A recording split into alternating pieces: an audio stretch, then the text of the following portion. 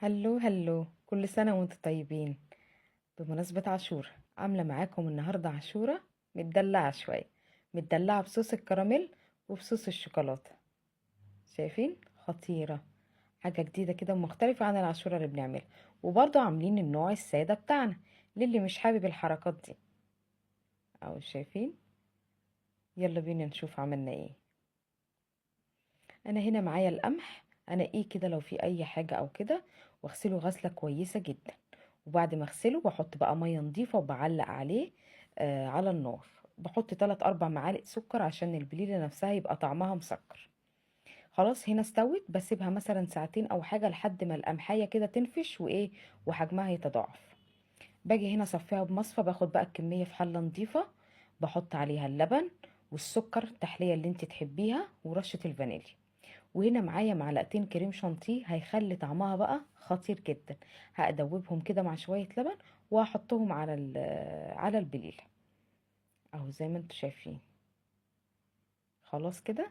وهحط بقى معلقتين كبار من النشا، ادوبهم في شويه ميه عاديه وهحطهم برضو عليه. كل حاجه لسه على البارد اهو، ما حطيتش اي حاجه على النار لسه غير ان البليله بس استوت. اهو دوبت النشا كويس، هحطهم عليها واروح بقى على النار، وطول ما انا واقفه افضل اقلب فيها كده لحد ما تغلي كده والقوام بتاعها يتقل. اهو شايفين بقى قوامها بقى عامل ازاي، وحطيت كمان حته قشطه من وش اللبن وبقت خطيره وخلاص جاهزه معانا. اغرفها بقى معايا في الاطباق بتاعتي او في الكاسات او في الكوبايات اي حاجه.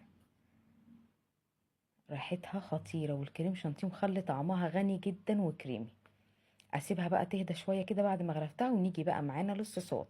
معايا هنا صوص شوكولاته، شوكولاته عاديه سيحتها في الميكرويف وخلاص كده. اهو هوزعها بس كده على البتاع كله. وهنا صوص الكراميل معانا، طبعا انا عملته معاكم قبل كده. برضه هرش هنا شويه، وهحط برضه في الطبق بتاعي هنا شويه. اللي بالشوكولاته بقى احط كده شويه مكسرات وزداني حلوين.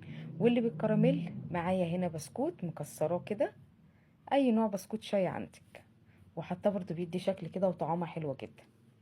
والسادة برضه عشان ما يزعلش مننا يعني هنظبطه برضه شوية مكسرات. وده اللي بالكراميل اهو، برضه شوية بسكوت كده حلوين. وده شكله النهائي معايا، وشكله حلو جدا. وجربوا الطريقة دي ورب تعجبكم. كل سنة وانتم طيبين. لايك وشير. باي باي.